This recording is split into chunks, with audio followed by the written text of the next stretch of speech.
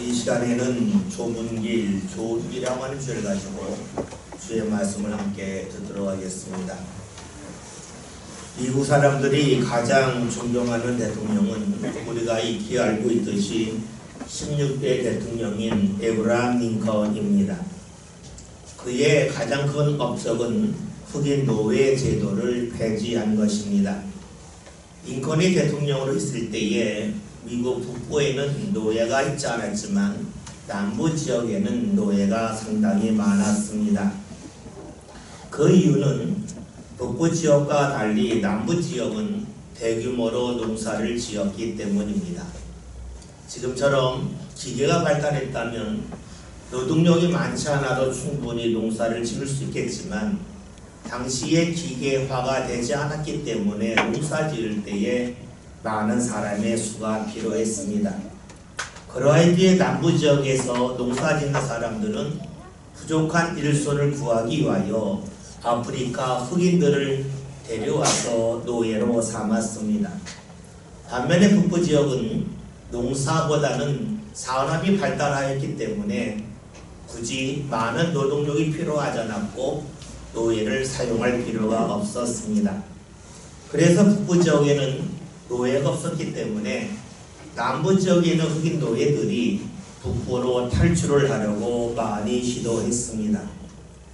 그럼에도 탈출에 성공한 흑인 노예는 그다지 많지 않았습니다. 대부분들이 그 지역을 맴돌다가 다시 잡혀가서 노예 생활을 계속했습니다. 그런데 탈출한 이들의 특징이 있습니다. 탈출한 이들은 주로 밤에 움직이고 낮에는 움직이지 않았습니다. 왜냐하면 낮에 움직이면 눈에 쉽게 띄기 때문이죠. 그래서 낮에는 가만히 있고 밤에 움직이면서 남부 지역에서 벗어나서 북부 지역으로 올라갔습니다. 그런데 우리가 알고 있듯이 밤에는 방향을 알기가 어렵습니다. 북쪽으로 가고자 하는 마음은 있지만 어디가 북쪽인지 알 수가 없습니다. 많은 이들이 북쪽으로 여기고 열심히 도망을 갔는데 며칠 지나다 보았더니 자신이 있던 지역으로 되돌아온 이들이 상당히 많았습니다. 반면에 남부 지역을 탈출해서 북부 지역까지 간 사람들이 있습니다. 그들이 탈출할 때에 공통점이 하나 있습니다. 그것은 바로 하늘의 별을 보았다는 겁니다. 밤하늘의 별을 보면서 북극성을 보고 아 저기가 북쪽이구나 하면서 계속해서 움직여간 이들은 북쪽까지 가서 자유생활을 할 수 있었습니다. 별을 볼 줄 아는 사람과 별을 볼 줄 모르는 사람은 노예에서 벗어날 수도 있고 벗어나지 못할 수도 있습니다. 마음은 간절합니다. 벗어나고 싶다. 간절합니다. 열심히 움직입니다. 그러나 하늘의 별을 보지 못하는 사람은 간절함이 이루어지지 않았습니다. 내가 볼 때 이쪽으로 가면 될 것 같다. 이쪽으로 가면 북쪽일 거다. 자신의 감각을 믿고 경험을 의지해 간 사람들은 하나도 탈출하지 못했습니다.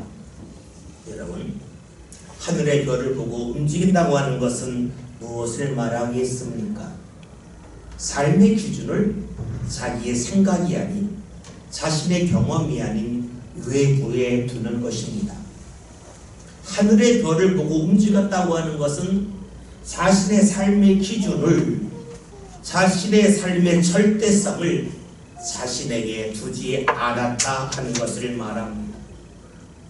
자신의 경험, 자신의 감각을 의지한 사람들, 즉 삶의 기준을 자기에게 잡고 그리고 자신의 경험을 의지한 사람들은 간절함이 있었지만 간절함을 이루지 못했습니다. 여러분 그렇습니다. 우리가 아무리 간절하다 할지라도 삶의 기준을 나에게 두면 과거에서 벗어날 수 없습니다. 흑인들이 노예 생활하는 것, 즉 과거에서 벗어나고 싶었지만 자신이 기준이 될 때에 자신의 경험을 앞세울 때에 그 누구도 원함을 이루지 못했습니다. 삶의 기준이 삶의 절대성이 내가 아닌 밖에 둔 사람들만이 과거에서 벗어날 수 있었습니다. 여러분은 여러분의 삶의 기준을, 삶의 절대성을 어디에 두고 계십니까? 여러분 안에 두고 계십니까? 여러분 밖에 두고 계십니까? 오늘날 우리 시대에 가장 많이 하는 말 중에 하나가 이겁니다. 내가 좋으면 된다는 겁니다. 내가 하고 싶은 것을 하는 것이 행복이라고 말을 합니다. 사실 저도 이런 말을 처음 들었을 때에 가슴이 설렜습니다. 그렇지 않습니까? 내가 하고 싶은 것을 하는 것이 행복이라는 말을 듣고 가슴이 설레지 않을 사람은 하나도 없습니다. 그런데 이 말을 좀 더 다르게 본다면 삶의 기준과 삶의 절대성을 나에게 두는 사람이 행복하다 하는 말과 같습니다. 여러분, 많은 이들이 하는 말이 있습니다. 사람들은 오늘을 산다는 거죠. 어제를 사는 것도 아니고 내일을 사는 것도 아니고 항상 사람은 오늘을 산다고 말합니다. 구구절절 다 좋은 말입니다. 그런데 여러분, 단순하게 말한다면 우리 이렇게 부를 수 있습니다.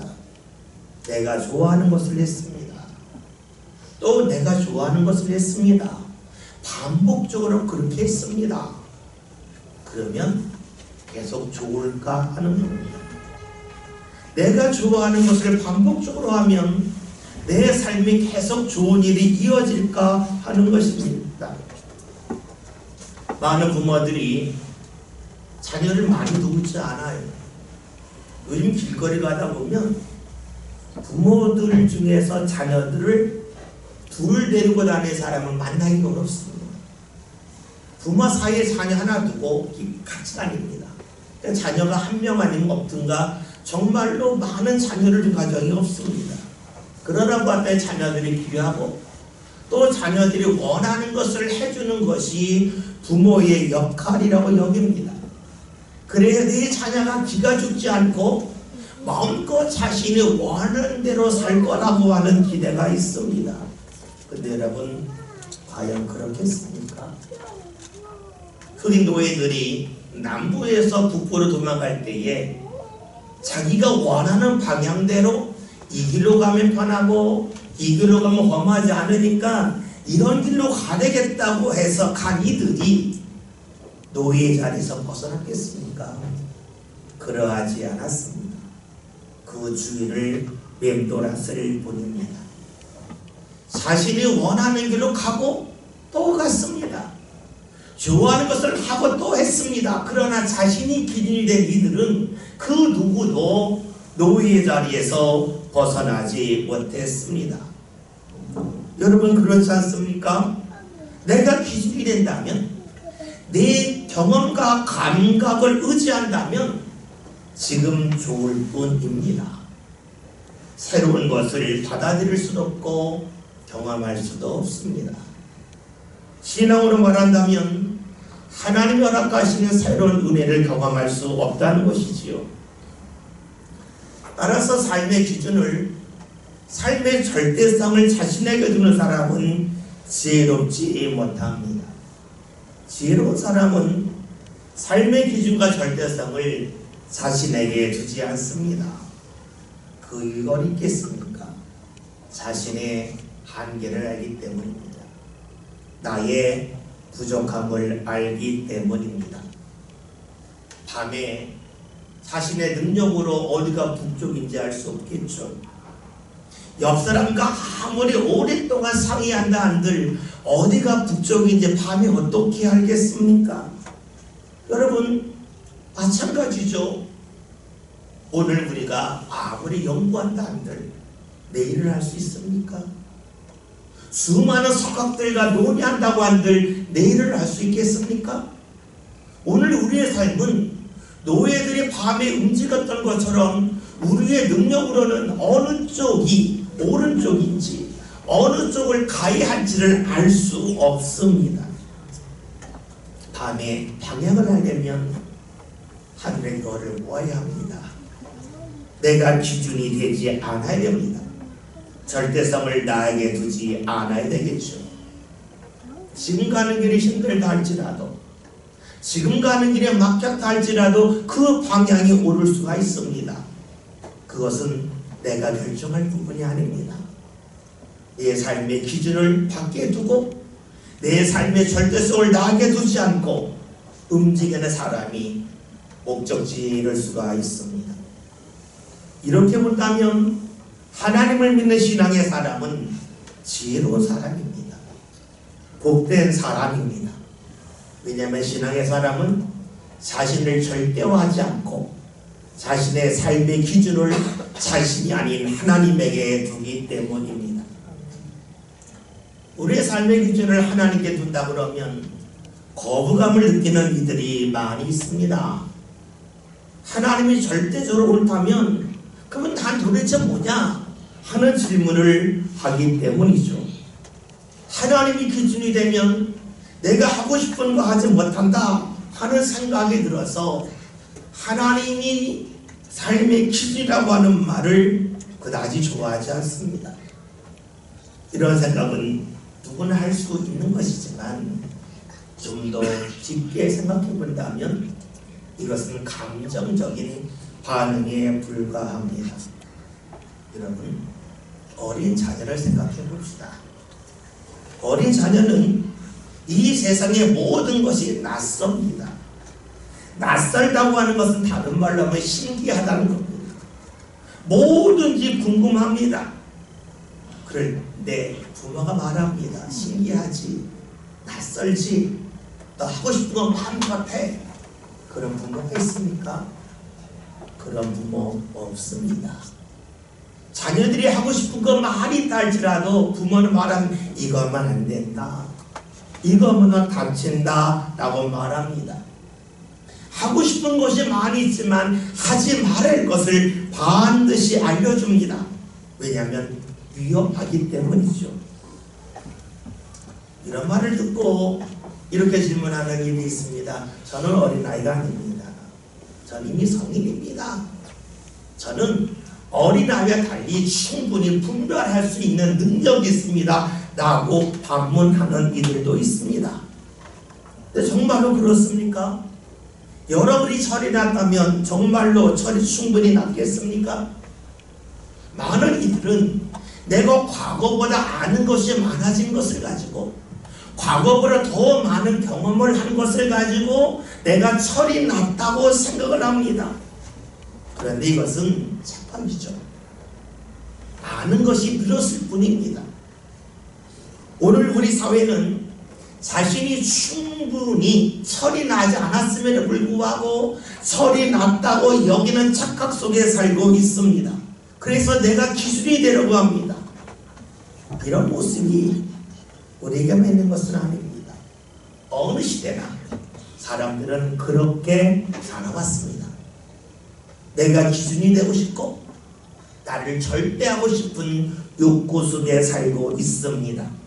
그래야만 행복하라고 여기고 있죠. 이런 마음을 지닌 이들에게 예수님이 말씀을 하세요. 오늘 말씀 13절을 함께 보겠습니다. 좁은 문으로 들어가라.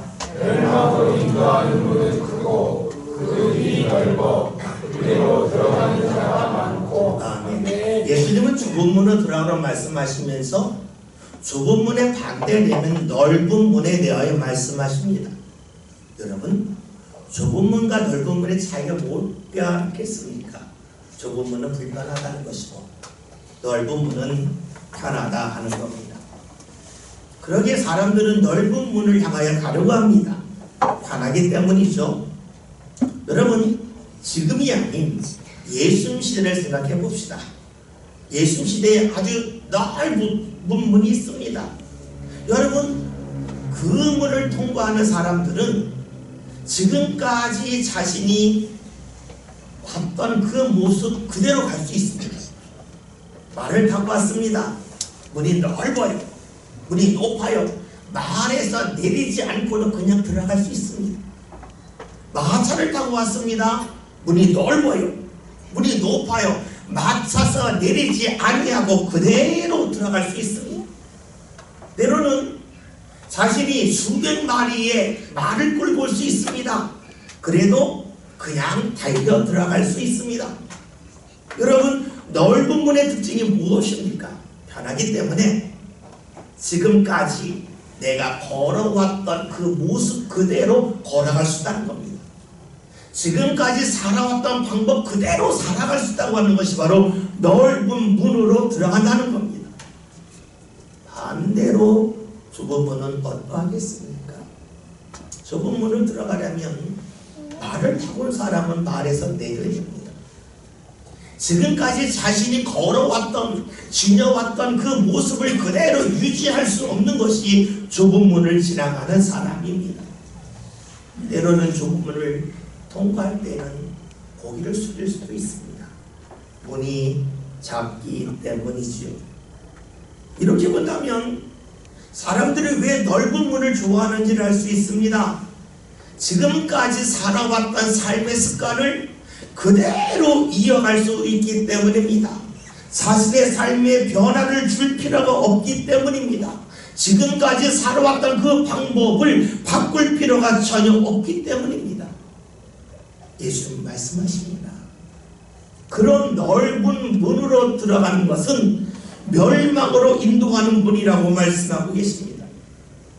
물론 예수님 말씀하신 문은 우리가 사용하는 눈에 보이는 문이 아니겠죠. 만약에 우리 눈에 보이는 문이 넓으면 안 된다고 그러면 교회 문도 작게 만들어야 되고 여러분의 집에 창문을 다 작게 만들어야 됩니다. 예수님이 말씀하신 것은 눈에 보이는 문을 말씀하신 것은 아닙니다. 우리의 생각의 문, 우리의 마음의 문, 우리의 영혼의 문이 넓어서는 아니 된다고 하는 것을 말씀하고 계시지요.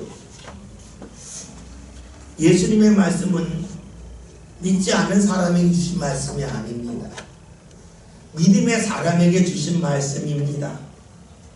이 말씀을 믿음의 사람에게 주셨다고 하는 것은 예수님을 믿는다고 하지만, 하나님을 믿는다고 하지만 넓은 문을 좋아하는 사람이 상당히 많다는 겁니다.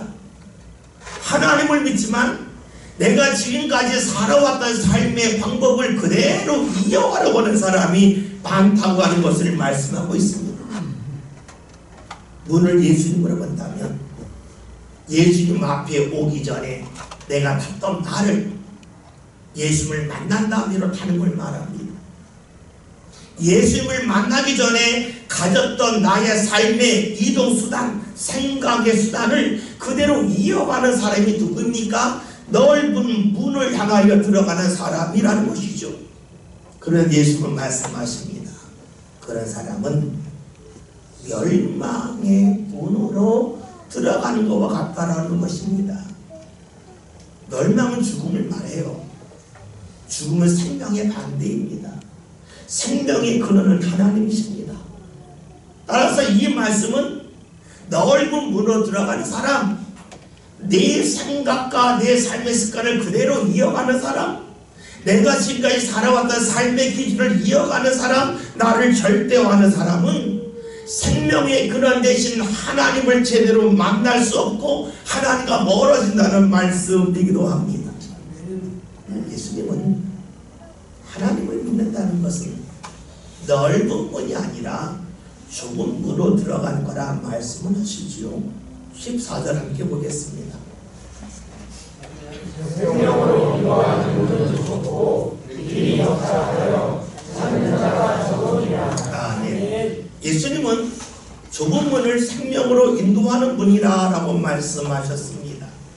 앞에서 언급한 대로 한다면 좁은 문으로 들어간다고 하는 것은 지금까지 자신이 이동했던 그 수단을, 방법을 바꾸는 것을 말합니다. 즉 삶의 변화를 말하지요. 다시금 예수님 시대로 돌아가 봅시다. 예수님 시대의 수많은 유대인들은 자신들이 하나님을 만나는 방법을 무엇이라고 생각했겠습니까? 율법을 지키는 거라고 여겼습니다. 말씀대로 사는 것이 내가 하나님을 만날 수 있고 내가 구원받는 거라고 여겼습니다. 사실 오늘날 수많은 이들도 그런 생각 속에 삽니다. 내가 선한 일을 함을 통해서 내가 누구보다 더 아름답고 남을 돕는 일을 많이 함을 통해서 하나님께 인정받고 구원받을 거라고 하는 생각이 있습니다. 근데 여러분 물어봅시다. 그 어떤 사람이 행위로 구원받을 수 있겠습니까? 내가 선한 일을 많이 했기 때문에, 내가 누군가에게 도움을 많이 줬기 때문에 구원받을 수 있겠습니까? 결코 없습니다. 왜냐하면 모든 사람은 죄인이기 때문입니다. 내가 죄인이라고 하면 사람들은 싫어합니다. 내가 왜 죄인일까 하는 그런 질문을 많이 하죠. 근데 여러분, 우리가 지금은 모르지만 시간이 지나면 네 잘못된 것이 속속히 드러납니다. 그래서 우리는 살아가면서 후회를 해요. 후회를 한다고 하는 것은 과거에 내가 무언가 잘못했다, 실수했다 하는 것이 드러나기 때문이죠. 사실 우리가 살아가면서 분노할 때가 많습니다. 왜 분노합니까? 상대가 잘못해서 분노합니까? 상대가 안타까워서 분노합니까? 아니면 내 자존심이 상했기 때문에 분노합니까? 많은 부모들이 자녀가 어렸을 때 야단을 칩니다. 야단을 치면서 꼭 이런 말 하죠. 너를 위한 거야. 너를 위한 거야 라고 말합니다. 그런데 자녀가 한참 자란 다음에 뒤돌아보면 드러납니다. 야단친 것이 자녀가 걱정돼서 야단칠 때도 있었지만 부모로서 자존심이 상해서 야단쳤을 때가 상당히 많다는 것을 압니다.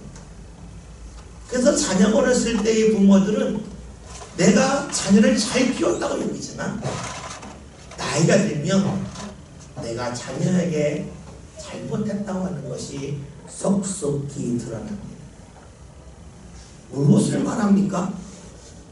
내가 옳은 것 같았는데 시간이 지나고 나면 내가 잘못됐다고 하는 것이 드러납니다. 다시 봅시다. 그러다면 우리가 행위로 과연 구원받을 수 있겠냐는 겁니다. 구원받을 수 없다는 겁니다. 아니, 그런 생각을 철저하게 버려야 합니다. 오늘 예수님께서 넓은 문이 아닌 좁은 문으로 들어가라고 말씀하셨습니다. 다시 말하면 지금까지 가졌던 생각, 선한 일을 통해서 행위를 통하여 구원받는다고 하는 그 생각을 내려놓아야만 좁은 문을 향하여 들어갈 수 있기 때문입니다. 마차를 타고 좁은 문에 들어갈 수 없습니다. 지금까지 다른 사람들이 부러워하는 말을 타고 올 수 있습니다. 그러나 주님 앞에서 그 말에서 내려와야만 좁은 문을 통과하여 지나갈 수 있습니다. 내가 옳다고 하는 생각, 내가 누구보다 뛰어나다는 생각, 여기서 벗어난 사람만이 좁은 문을 통과해 지나갈 수 있습니다. 예수님은 좁은 문을 생명의 문이라고 말씀하셨습니다. 그러면서 좁은 문에 관해서만 말씀하지 아니하시고 그 좁은 문까지 오는 과정을 말씀하고 계시죠. 14절 다시 한번 봅니다.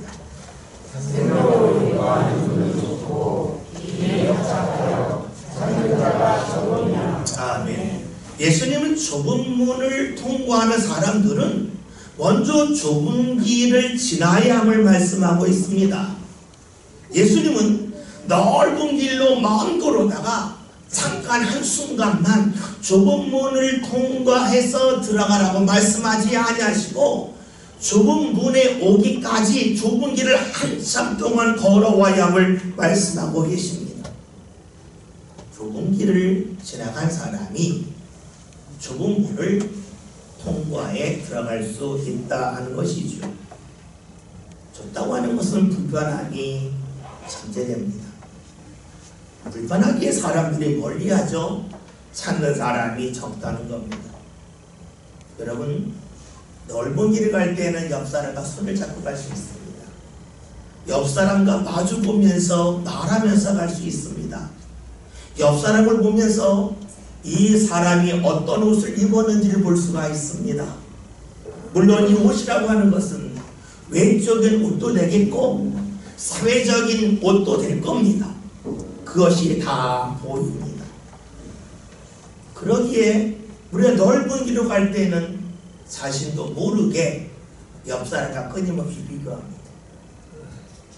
우리 사회가 힘든 이유가 어디 있습니까? 넓은 길을 선호하기 때문입니다. 옆 사람과 끊임없이 비교합니다. 옆집 자녀가 뭐 했다고 하면 나도 시까지 되지 않겠냐, 이런 사고 속에 살고 있습니다. 누군가 어디 갔다 그러면 나도 가야 되지 않겠냐, 넓은 길로 가면서 옆 사람을 끊임없이 보며 나와 비교하고 있습니다. 그런데 여러분, 좁은 길은 다릅니다. 좁은 길은 옆 사람과 손잡고 가는 길이 아닙니다. 내 혼자 걸어가는 길입니다. 묵묵히 앞을 보고 가는 길입니다. 좁은 길의 특징은 앞서간 사람이 보입니다. 예수님께서 우리 믿음의 사람들에게 좁은 길을 걸어가라고 말씀하신 이유가 여기 있습니다.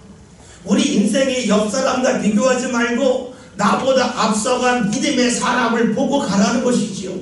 히브리서 12장의 말씀을 보면 우리 앞에 허다한 믿음의 증인이 있다는 말씀이 있습니다. 앞서간 믿음의 사람을 보고 가는 것이 바로 좁은 길 가는 것이고, 그 사람이 좁은 문을 통과해 지나갈 수 있습니다. 그러면 그 맨 앞에 누가 있습니까? 바로 예수님이십니다. 우리가 좁은 길을 걸어간다고 하는 것은 옆 사람과 비교하지 않고 나보다 앞서간 믿음의 사람, 그리고 믿음의 구주이신 예수님을 보고 가는 것을 말합니다. 여러분, 좁은 길을 걸어가는 사람이요, 좁은 문을 통과해 갑니다. 무엇이 좁은 길입니까? 그것은 바로 주님이 허락하시는 말씀을 듣고 말씀에 따라 움직이는 겁니다. 말씀에 따라 움직이는 것은 불편해요. 내가 원하는 것이 아니기 때문입니다. 그러나 그 좁은 길을 걸어간 사람이 좁은 문을 통과해 갈 수 있습니다. 많은 이들이 이런 질문을 합니다. 주님의 말씀 듣고 따르면 좋지요. 그런데 주님의 말씀이 이해가 돼야 그 말씀 따르지 않습니까? 여러분, 그렇죠? 사람은 어떤 말을 들었을 때에 그 말이 아무리 옳은 말이라 할지라도 이해가 되지 않으면 그 말을 버립니다. 그 말이 이해가 되어야만 그 말을 듣고 그 말을 받아들입니다.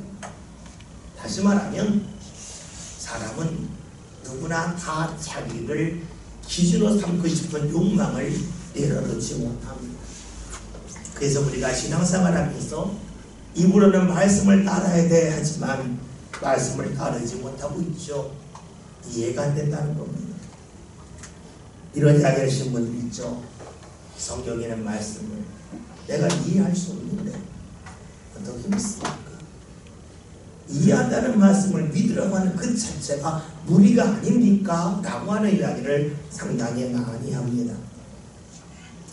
이런 얘기 생각이 납니다. 물고기 살고 있는 연못이 있었습니다. 한 물고기가 주인은 물고기를 말합니다. 저기 멀리 떨어진 곳에 불이 났다. 그러니까 우리가 여기를 떠나서 다른 곳에 가자 합니다. 그 말을 들은 물고기들이 이해가 안 되는 겁니다. 저쪽에서 불이 났는데 왜 우리가 떠나가겠냐? 우리가 육지에 있는 곳도 물속에 있다. 물에는 불이 붙지 않는다. 그러니 거기를 떠나자고 하는 다른 물고기의 말을 듣고 다 비웃죠. 아무도 안 듣습니다. 그런데 이 불이 붙으면서 불이 계속 퍼져옵니다. 그리고는 연못 근처에까지 불이 다가왔습니다.